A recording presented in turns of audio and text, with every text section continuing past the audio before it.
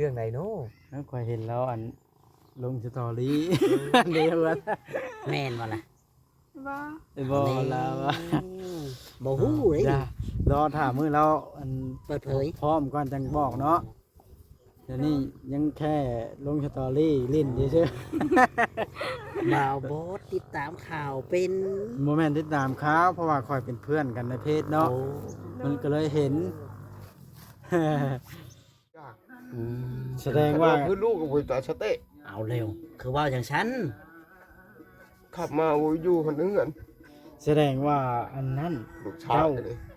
กำแห้งแล้วกินเหล้าเนาะของเราเนี่ย อยากเขากินแต่พุทธะเอาขออนุญาตเด้อ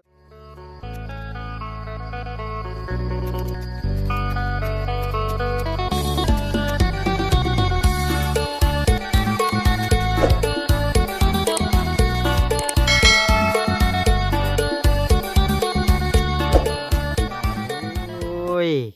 โอ้ยคอยอยากได้ลูก เปิดภาพขึ้นมานี่ก็ได้ อยากเอาว่าบอสแต่ลูกเคยแต่เราไม่มีอะ มาหารน้องไม้พี่น้องเลยได้ข่าวว่าน้องไม้มาพี่น้อง นี่น้องไม้ เนาะ นี่ บอลูกแล้วเนี่ยเอาก็มาฮอดเฮือนชานของเราไปทีเรียบร้อยมาก็เห็นอีหลีพี่น้องเลยจะเป็นอะไรเหตุผลของเพิ่นคือมาหรือว่าอะไร สองกล้องหากันจังดีนะ ต้องไปสัมภาษณ์เพิ่นว่าจ้อยพ่อมา ส มา บาย เนี่ ดี อันเด้พี่น้องมาอยู่กันหลายคนแท้อันนี่โอ้สำบายดีเด้อเบิดทุกคน สบายดี เอ้าสาวจอกผมบ่นี่ โดย โอ้มันลิ่นบ่ โดย โอ้ใครแน่ละบ่ย่างหันละบ่เสมอนี่ บ่ ย่างบ่หันซ้ำ โดย อืมเราต้องพยายามฝึกเอาไม้กันเท่าซักไปแล้วว้าวมันบ่หันให้ได้จังมาฮอดพี่ได้ซะ มาลินเขาแหละ มาไปได้ ย่างมา คอยย่างมาบ่ โดย อ๋อดีดีต้องฝึกย่างให้มันแข็งแรงเด้อ โดย อ่ะทักทายน้องไม้กันสบายดีน้องไม้ สวัสดี พ่อน้องไม้ คอยแก้เสื้อกันถ่ายคอยอีกบัดเลย คือจ้อยแท้กับมือนี่ อยู่จ้อยแล้วจากได้บีอ่ะ อยากได้เมีย ถามแม่แน่ เออ เฮ็ดเอลอีกจ้อยมันมาเอาเลย ไปตั้งอยู่เพิ่นกันจักเล็กจักหน่อยลมน้ำนี่เห็นว่ามาใหม่ก็ได้เนาะ ถามแม่ได้กว่า หาเมียให้แน่ อืม เจ้าก็หาให้ค่อยหนักว่าซะ คอยเชียร์ลูกสาวคอยแล้วให้ ค่อย แล้ว อยากได้อีกจัก10นี่นะค่อยอยากจัก10คนนี่ บ่ตัวตาย ก็หยอกพ่อน้องหมายพี่น้องเลยอันนี้ก็ได้ เราบอกให้หาให้ โอ้หมักแตงเริ่มเป็นพุ่มแล้วเนาะนั่นเด็ทีมงานเท่ากับมาเป็น10 ตั้งกล้องนั่นเลยเด้อ เดี๋ยวแล้วแต่แล้วตัวโทรหาเบาลีแล้ว ด้วยเพิ่นปิดเครื่องในบ่บอส คนหายเจ้าบ่โทรน้องใหม่อ่า สบายดี สบายดีอีกครั้งหนึง เออ มาฮอดมื้อใดนี่น้องใหม่ มาฮอดมื้อเช้านี่ หากมาฮอดมื้อเช้านี้ บ่าวบอสเอาสิให้บ่าวบอสถามพี่น้องเลยพอน้องแพทย์สิปล่อยให้บ่าวบอสถามเดี๋ยวสิซ้ำกันบ่นกัน เขาเรื่องเลยแล้วกันเป็นได้คือมา มาแล้วพอกินแต่เหล้า ยันพ่อหักษาน้องหมูกุ้ม โดยและอีโดนลูก เป็นหยังเรากลับมากึบอีกแล้วบ่เดี๋ยวนี้ โดย เอาแล้ว จางเป็นเนาะ เอาเรื่อง คือว่าเฮ็ดแนวนั้นอ่ะนะเราได้เงินมาได้ใช้มากึบอ่ะนะ เงินเขาโอนมา เวลาเจ้าส่งมาแล้วเราทื่นได้เล่า โดย แล้วมาน่ะ เจ้าอยู่พี่บ่เลยอยู่พุ่น อยู่หุ้น เพิ่นเราอยู่พี่ โดย โอ้ค่อยไปหาบ่เห็นอยู่เพื่อนเจ้าพี่ หากะมากิเดมาแต่เมียนเฮือน โอ้ไปว่าเจ้าเมื่อปัดกวาดบ่ปล่อยให้น้องแล่นไปน้ำพ่อเฒ่าเพิ่นคำเพิ่นอยากไปนะ แป๊บลินนะบ่เห็นไหม พ่อเฒ่าบ่หรือพ่อปู่ ปะเถา อ่า เรียนพอยไปหาพอยบ่ไป คือได้ข่าวว่าน้องหมายสิมีข่าวดีบ่ โอ้ ฮะ เรื่องไหนโน้ แล้วค่อยเห็นแล้วอันลงสตอรี่ เดียวกัน แม่นบ่ล่ะ บ่ บ่แล้วว่า บ่ฮู้เด้ จ้ะรอถามมื้อเราอัน เปิดเผย พร้อมก่อนจังบอกเนาะ ดี๋ยวนี้ยังแค่ลงสตอรี่เล่นเฉย บ่าวโบสติดตามข่าวเป็น ๆโมเมนต์ติดตามเขาเพราะว่าคอยเป็นเพื่อนกันในเพจเนาะ โอ้ มันก็เลยเห็น อืมใช่คอยเห็นเจ้าลงเพจว่าวันที่25จังมามันเร่งด่วนบ่ มันหอลูกแห้งแล้วมั้ง อ๋ออ้าวให้เล่าที่เราเป็นก่อนเจ้าจังลงมาเนี่ยมันเป็นอะไรเราเฮ็ดไปได้เนี่ย ไทยกลางบ้านโทรไปบอกว่า พอยามพอเมามาแล้วยาลูกบ่ได้กินข้าวกินน้ำเพราะว่านอนกะเวลาพอเมากะนอนเกือกขี้ดินนอน โอ้ กลางค่ำกลางคืนก็ให้เบิดคืน อืม แล้วบาทนี้เจ้ามาเนี่ยไผสิหาเงินให้ซื้อนมลูกบาทนี่ มาสิไปรับจ้างดำนา สิไปหารับจ้างดำให้ดำนาเอา โดย ทางเป็นนาลีต้องพอเจ้าเนี่ยผู้หันยาแล้วได้ช่วงหนึงนะ ยาเรามากินอีก กลับมากินอีกบาทนี้แล้วอันนี้เนาะคนผู้เก่าเลย อืม เดี๋ยวใช่ค่อยจะได้ เหลียวใช้ว่าเพิ่นคนผู้เก่าเนี่ยว่าจะเลิกเนาะน้องก็จ้อยลงนะได้บาทนี่ลูกเจ้านี่เนาะ โดยไปหาบ่เห็นไหม ว่าแพทย์อุ้มเอาคนน้อยไปส่งเงินพ่อแล้วเนี่ย แล้วใช่ค่อยอุ้มอยู่อะไร งั้นเอาโทรศัพท์ให้พอไว้ เอาโทรศัพท์ไปให้พ่อไหม เอ๊ะ แล่นใช้น้องเนี่ยลองดูโจมให้เพิ่นใช้แล่น เอาโทรศัพท์ โทรศัพท์ไปให้พ่อไหม เอาให้พ่อละมาใหม่เด้อ เอาไปให้พ่อไหมเมื่อกี้เอาไปให้พ่อได้ไหม มาไปกี้ แล่น กี่น้อย ไปว่าไงไป เอ๊ะ ชอบไปให้พ่อเท่าไป ประตูแล้ววะ เฮ้ยยืมตัวแม่ตัวแน่จักนาทีหนึ่งพอได้ถ่ายคลิปสัมภาษณ์ได้ชี้เพิ่นขึ้นฮอดแล้วได้นี่ แมน หายไปหลายเดือนเติมเนาะ นายเรือนเติบ เดือนปลาย เดือนปลาย เดือนปลาย เอาเลยบอกว่าเดือนวันรายเดือน โยก ค่ะ คอยบ่เห็นรายเดือนเนาะ พ่ออยู่เอาเงินน่ะอยู่เอาเงินน่ะ บอกว่าจะต้องกันให้น้อง เอาน้องไปส่งให้พ่อ ไปส่ง ก่อนแล้ว แม่ จังมาล้มกันก่อนจังเล็กจังหน่อย นี่น้องพอ เอาไปส่งเลยอ้าวน้องหมายมาแล้วเอาน้องไปส่งพี่น้อยพอตัวเวลาเพิ่นก่อนคุย ก็บนนางสารเนาะ อ่ะกับพนักชาติ มันใกล้พอ บอกไก่ โบไก่ ยันมันเปื้อน ใช่ เจ้า ใช่ นะโอ้ดี บอกว่าอย่าเข้าใกล้โพด บ่แล้วเราเอาคอยมันสิบ่ได้ยินเนาะ แม่น โดย น้องใหม่แบบว่าสมมุติว่ากลับขึ้นไปเฮ็ดเองนี่เพิ่นสิรับอยู่บ่ ครับ เพิ่นรับตลอดเนาะ โดย เออ เป็นยังบ่ได้คนเนาะถ้าโดนๆนึงเกิดเพิ่นได้คนเพิ่นก็บ่รับเนาะ ใจดีอีหลีเท่าแก่เจ้าเนาะ อืม เลยลูกก็ให้บ่นะ โดย ห่านแม่เพิ่นว่าแล้วบาดนะ อยู่กินฮอนแม่ชื่อ อืมแล้วมีแผนการสิไปอีกบ่น้องใหม่ บ่ไหวแล้ว ดำนาอย่างเดียวบาดนะ ถ้าเบิ่งแล้วดำหน้าฉันไปก็สิเอาไปนํ เอาไปน้ำบาดนะ โดย เฮ็ดเวียกก็บ่สะดวกแล้ว เพิ่นให้เงินเดือนไผก็เอา เพิ่นให้เท่าไรก็เอา ดำหน้าแล้วก็บ่มีเวียกเฮ็ด อืม เออ อยู่น้ำพันปันหายเท่าไรก็เอาเนาะ เจ้าไปนะขออนุญาตถามหน่อยเด้อ โดย เดือนหนึงเท่าไรอะน่ะ เป็น3ล้าน เดือนละ3 ล้านบาท 3 ล้านกีบ 3 ล้านกีบเนาะโอ้ตกใจเบิดว่า3 ล้านบาท แม่น กำลังเงินขึ้นได้กินนี่เนาะเฮาก็สิไปเฮ็ด น้องให้เนี่ย น้องนิ้วให้บาทนี่เนาะมีแต่ว่าสิไปสัมภาษณ์พ่อแล้วบาทน่ะ แม่น เพราะว่าน้องนิ้วให้ต้องมื้อหน้าแบบว่าลูกเจ้าหายกินฮอดเจ้าก่อนจังมาหาใหม่เด้อ เอ้ย มื้อเจ้าอยู่พุ่นแล้วมื้ออื่นเจ้าก็สิไปดำนานี่เนาะ โดย หรือยังพังเบิ่งก่อนอยู่บ่ ไป ไปเลยบ่ได้เมื่อยเนาะ ได้พักผ่อนเลย พอสิเว้าตรงๆน้องใหม่เจ้างามขึ้นแน่นี่เอ้ เอ้ ย ย บ่จ้อยก็เที่ยวกับมาสัมภาษณ์แล้วแบบนี้เนาะ บ่ทันเพิ่น อ่าอ่า ไปให้เราเอาลูกแล้ว เอาโอเคลูกคนน้อยให้ไปเอาลูกเจ้าค่อยสิไปสัมภาษณ์พ่อต่อ รีวิว เป็นอะไรคือว่ากินเหล้าอีกแล้วเนาะ อีกแล้ว กลับมาหนักอีกแล้ว อยากสัมภาษณ์น้องไม้จนจบคลิปกับบได้สัมภาษณ์พี่น้องเลยเพราะว่าลูกเราให้เนาะน้องไม้ โดย จะมากับไผน่ะผู้เดียวบ่ มากับหมู่ หมู่ในบ้านนี่บ่เออสร้างเป็นอะไรเนาะเอ้าหลานน้อยมาได้ใช้ซะพอดีฮะมาแล้วเจ้า ร้าน หลานเจ้าบ่ โดยสวัสดี มึงสัมภาษณ์พ่อเป็นจริงเป็นจะแก้ตามแก้กับสัมภาษณ์มาเลยนะลูกนั่ง ผู้ตายวันนี้เจอเสื้อ ลูกนั่งรถเฮ้ยลูก โอ้ยตาย เอาตุ้มแพ้นี่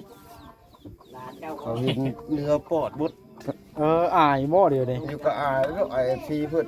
อายเฮ็ดหยัง อยู่อายแล้วคนมีอย่างอายเลย เอาแล้ว เดี๋ยวพาข่อยสิสัมภาษณ์เจ้ากัน สภาพอย่างนี้วะ มีแหล้ว สภาพอย่าง มี มันต้องสุกกับสุกค่ะ อย่าอ้างหำก็แล้วกัน แล้วเขาเห็น ไปฟังเพลงนี่เจ้าบ่ เข้าข้างบ้านนะ ทางบ้านเนาะ คุณข้างบ้าน เขาเรื่องเลยเนาะพอลูกแพทย์ ด้วย เจ้าอย่าตัวข่อยเด้อ ตัวยัง คันข่อยถามมาละแน่ตอบได้ละตอบแน่ตอบบ่ได้ก็บ่ตอบ ตอบยัง ว่ากัน อยากได้เบียร์บ่อยากได้เบียร์2 คนบ่ ไอ้ว่าไปตัวดีโมเมนต์นั้นมันโมเมนต์นั้น อยากได้ยัง เป็นอะไรคือว่ากินเหล้า ห แล้ รือ ว ว่าอยากได้ชาวจอกบ่ กลับมาคืบอีกบ่ บ่เป็นอะไรคือว่ากินเหล้าอีกหั้นนะ มันอยู่เขาอยากเขากินเล็กๆน้อยเลย เอ้า กินเล็กน้อย เล็กน้อยคือเมาซะ ไผเมา โยมได้คอยได้ยินชาวบ้านชาวเมืองเพิ่นว่าเมาอีก ไผ แล้ว ว่าเมาใครว่าใครบ่ได้เมาได้คันเมาเขาจะเอาหลายเขาได้บ่ นั่นแหล้วน้องหมายยังได้พบลงมาในย้อนยานแบบ บ่ นี้แหละ เขาอยู่น้ำลายเขาบ่ได้ดอก2 เดือนพุ่น เจ้าน่ะจ้อยลงเดี๋ยวนี้นะคอยก็พิษหูพิษ จ้อ ตาย อยากได้เมีย ว่าอยากได้เมีย คนจอยจะได้เมีย เอ้าชาวแตงอนกำลังเปิดใจหาผัวอยู่ได้เดี๋ยวนี้ เขาบ่อยากได้ชาวตะกอนนะ เป็นได้สาวแต่ก่อน บอกตรงๆรถเนาะ เราเห็นเกินใหม่ ใความรู้สึก อย่างอีกเนาะ ถ้าแต่ง เอาบ่ได้ ตั บ่ วทาแป้งหน้าขาวได้ ค่ะ เนี่ย หลับบ่ได้ให้บ่วัดเอาซะ ก็เอาไปตัวที่เนาะลูกแพทย์ เนี่ย โยจะให้ค่อยเอาค่อยบ่เอา โม นะ แม่นว่าให้เอาค่อยถามซื้อเนาะเอาบ่ได้แล้วก็บ่ว่ากัน ก็บ่เอาได้ เออ เป็นอะไรเอาคือว่าเอาบ่ได้ ก็บ่เอา บ่เอา เขาบ่ถึงสเปคข่อย บ่มักเป็นดีบ่ได้เลย บ่มักจังดียามเป็นเศษบาทค่อยก็บ่เอา ก็เชิญให้เจ้าแต่งบ่ได้เลย เต้ค่อยก็บ่เอา โดย บ่จะเฮ็ดแบบนี้เลย เอ้ามันข้างตาให้เฮ็ดไปได้ซะเนาะ เนี่ย ไปตัดค่อยไปช่องเที่ยวแล้วมันนี่ห้านนัดผมนะ ให้ค่อยตัดให้เด้อจะ โอ้ย มักทุกไหน เจ้าจ้าง500,000 บาทค่อย สู้ บ่ให้ เอา ตัด โซ คือ เวีย กั ต นแล้ เอา ว โซเวียติบ่ ยานมันผิดชงเนาะ โซเวียติก็ได้ค่อยตัดพวกนี้เป็นหมด ขาดบ่ฮะ ขาด บ่ต้องตายขาด บ่ บ่ ว่าแล้วตายมันให้บ่ให้ตัดแล้วเนาะ บ่แล้วตัดผมแล้วขาด ขาด ตัด เบิด เรื่อง เอา นั้น อย่านอกเรื่องที่ถามต่อกันอ่า เคยเฮ็ดเป็นหมดตัดผม แต่นอนนานเลี้ยงไก่สามผมโป่ง เป็นเนี่ยไหนเนี่ยนี่คือหัวหยองแท้ หัวย้อนแล้วบ่ได้หวี บริวี ไปทางใดแล้วน้องหมายนะ จ้ะ โอ้เก็บเครื่องแล้วเก็บเสื้อผ้าลูกเก่าแล้ว อ๋อ เป็นเนี่ยไหนคือได้ยินข่าวว่าเมาขมือบ่เนี่ยนี่ บ่ได้เมาแล้วไผเมา ว่าไปตัวที่เนาะ จังแล้วเจ้าสิซื้อเอาก็ได้ซื้อ เอาแล้วบ่บอสจัดไต คอยบทสนับสนุนได้คนเมา เอายันว่า เราเมาสุรานุ พาลูกหลานนอนนี่บ่นี่ นอนนี่แหละก็ค่ำคืนก็นอนนี่แหละ นอนนี่เลย เป็นไงคือผู้ขึ้นนอนเทือน หมดแล้วก็เลยจะนอนนี่ก็มันเย็น เอา แล้วคนน้อยแล้วจะนอนอยู่ไส นอนน้ำค่อยแล้วพัดลมสองอันพุ่น ยุงจิบ่หามบ่ บ่หาเด้มันมีพัดลมเด้ เออ โอ้เด้สาวจอกมักสาวจอกบ่ ไผน่ะพอลูกแพทย์บ่ คนลูกแพ้ อ๋อ แนมก็บ่ได้บ่บัดนี้ เดี๋ยว ผู้สาวเจ้าบ่ สาวเฮาได้ เอาแล้ว เอาถามความ พอ จริง เพิ่ กับ น จ๊อก จัง เลย อย่างนั้นเพิ่นห่วงเนาะ มันก็สิถามกับจ๊อก แม่นว่า ความ จ๊อก จริงไง มาเบิ่งอย่าปากคอยสิถามมัน เอายอกชื่อ คอยสิถาม แล้วโสดแต่ว่าสาวจ๊อก โสดได้ แล้วน้ำ เด้อ กับ แม่น จ๊อก บ่ แม่นอลีบ่อันลาวว่า บ่แม่น บ่แม่นซ้ำ โดย เอา โอ้ เลย แสดงว่าเจ้ายังโสดบ่ได้เนี่ย โดย เอ้ยถึก เขาบ่ได้ว่าเขาบ่ได้ว่าหอยอกชื่อ เอาบ่โยกซื่อ อืมเอาหยอกภาษาจ๊อกเนาะ ๆแม่นนิสัยเฮือนเราน่ะ อันเด้ โอ้ พ่อกับแม่ไปใช้มานี่ ไปดำนา โอ้ไปดำนายามนี้ก็พอได้มีงานอยู่เนาะ โดย เจ้าผัดดำบ่ได้บ่เจ้า โดย เราเป็นหยังบ่วะ เราเป็นร้อยเด้แข้งขาเรา โอ้ผมเห็นบ่ได้ฮู้เลย คนบ่จักติดตามข่าวเนาะ เห็นแต่โดนเนาะ แม่ ว่านั่นแล้วนะ อ่า ตรงนี้มันบ่เท่ามันใหญ่ แสดงว่าพ่อน้องไม้ตัวนี่เนาะ แม่น ว่าแต่ผู้ชาวเพิ่น มาแต่ผู้สาวเพิ่นก็แค่เราโดดยังเป็นโสดอยู่ บัดผู้เขาเปิดใจอลีพัดบ่มักใช่ได้ มักผู้บ่เปิดใจ เปิดใจเรียบร้อยชาแตงอนนะ สาวเฮาเด้อ ชาแตงอนได้คอยบ่ใกล้ดอก เอ้ย เอาผู้นี้เดี๋ยวคอยกับบ่กล้าใกล้แล้วใส่ไปถอยพ่อแพทย์ บ่กล้าใกล้เด็ดขาดเด้เราเอาไผมานก้อนสว่างเนี่ยเราสิหายแล้วว่ะ แม่นลีบ่เดี๋ยวนี้ บอก เราเป็นเจ้าของเจ้าแล้วได้นี่เราห่วงเราได้นี่ กันชาวรถเจ้ายกให้เจ้ารถ เออ ชาแตงอนยกให้บ่จ้อยรถบ่เดี๋ยวนี้ ยังไงพอได้นี่นะ ยกให้เจ้า เอาแบนป่ะโอ้ อยู่ ย ให้ กให้บ่ยก หามเด้ เว้าลีบ่เจ้าอยากได้เมียนะ ฮะ เว้าลีบ่ บ่ค่อยบ่รีบ เว้าลิ้นจังได้คือเว้าซ้ำๆแท้เนาะ บ่ ค่อยสิเว้าตรงๆได้ พยายามบ่พบ มีได้ผู้เปิดใจนะ ไผ มีผู้มักเจ้าอยู่ได้อยู่นี่ ชาแตงอนเราเปิดใจ อยู่บ้านไหนเด้นี่ บ้านพ้นสว่าง ก้อนสว่างนี่ ภา แล้ คว ทางด ฮะ ำอยู่ภาคทางด ทางทางราบ ำแม่นลงคอยไปจังหน่อยแล้วเปิดใจหาผัวเราเอาน่ะเห็นในคลิปเอาเรา ทางตัวนี้ แม่น ลงคอยไปหันละ ไหลลงปล่อยบ่หมด ชาแตงอนแล้ว เออ เป็นยังไงคือบ่มักแล้ว เนาะพอลูกแพทย์ก็คือเขามากับค่าว่าสิสัมภาษณ์น้องหมายังเป็นจริงเป็นจังก็ทางอันน้องนิ้วเพิ่นให้เพิ่นขึ้นฮอดแม่เพิ่นเนาะน้องไม้ โดย โอ้ อืม ลู ลู ก กก็สิเอามื่อนอนนํอยู่เพื่อนบ่บาดไหน โดย โถบัดเจ้าสิไปดำให้ดำหน้าได้สิไว้น้ำไผ มือแหละอามาที่เช่า เอามาชงพ่อไว้ โดย โอ้ดีดำนารับจ้างมันก็มือละ150,000เนาะ โดย ต้องลำบากเนาะลูกก็ยังบ่ทันหย่านมเด้นี่ เนี่ย คอยเก็บไปเนาะเท่าไรเท่าน้อย แม่น เพราะว่าได้ซื้อข้าวซื้อนมกินนี่แหละ โอ้สร้างเป็นอะไรเนาะรีบมาอย่างกระทันหันน้องไม้เฮ็ดเช่นแล้วบาดนะข่อยเห็นเราโพสต์มื้อนั้นว่าวันที่เจ้าหาข่อยเราบ่ฮู้มานี่มาได้ยินชาวบ้านว่าน้องไม้มาได้ว่าข่อยก็เลยมาเบิ่งแต่แม่นอีหลี ความจริงเนาะ ความจริงพี่น้องเอ้ยสร้างเป็นเนาะ แม่น ทีมงานทีมการลงมาเลย เป็นห่วงลูกพ่อน้องใหม่ โดย อ๋อ เพิ่นว่าบ่จะโอนเงินให้พ่อบ่เอา อยากให้เพิ่นมาบ่ ใครว่า อืม พ่ออยากเงินเฮ็ดงานมันยากอยู่บ้าน เจ้าสิเมื่อบ่เดี๋ยวนี้ บ่อยากเงินเฮ็ดงานมันยากอยู่บ้าน ว้าวแล้วสิให้รถบ่เดี๋ยวนี้คือเสียงชั้นเสียงหยังแล้ว แบบคอยบ่ เดี๋ยวคอยเด้บ่คอยเด้ ไปสิเมื่อบ้าน คอยบ่ อืม เออแสดงว่าเราน้อยใจลูกป้าทิ่มบ่เดี๋ยวนี้ อยากเมื่อย ฮะ เมื่อยนานเข้าจะบ้าน เป็นยังไงบอกคือให้ เริ่มไปไกลแล้วเจ้าเนาะ คิดฮอดลูกสาวว่าลูกสาวมาดี ลู ใจ ก บ่ สาวเอ้ยคือโหดเลยลูกสาวก็อยู่ใกล้ๆเลย เอาถามบ่ดีเพิ่นว่าออกมาแล้วมันต่ำบ่ ต่ำคือลูกสาวเลยว่าคือทันหมอนะ ตามอีกแล้ว ต่ำอีกแล้วคือทันหมอ เอาแล้ มันตาว ย้อย เพราะเอาจากเมื่อเฮ็ดนานนำแม่เขา อ๋อ เอาแม่เจ้ายังอยู่บ่ แม่เขายังนุ่มๆอยู่ได้ แล้ว เอาแล้ว เจ้าได้โทรหาเพิ่นแล้วบ่จากเมือนะ บ่ได้โทรกับเมื่อเขาจากเมื่อกับเมื่อ รู้จักทางอยู่บ่เมื่อน่ะ ป้าตุ๊พี่เจ้าบุอึดทางเลขที่13 คิดอยากให้แล้วให้โลดบ่ได้นี่ เป็น คิด ยัง ฮ ไง อด คือ แม่ ให้คิดฮอดแม่บ่ เขาขึ้นลานแล้วเนี่ย มันอยู่เอาน้องไม้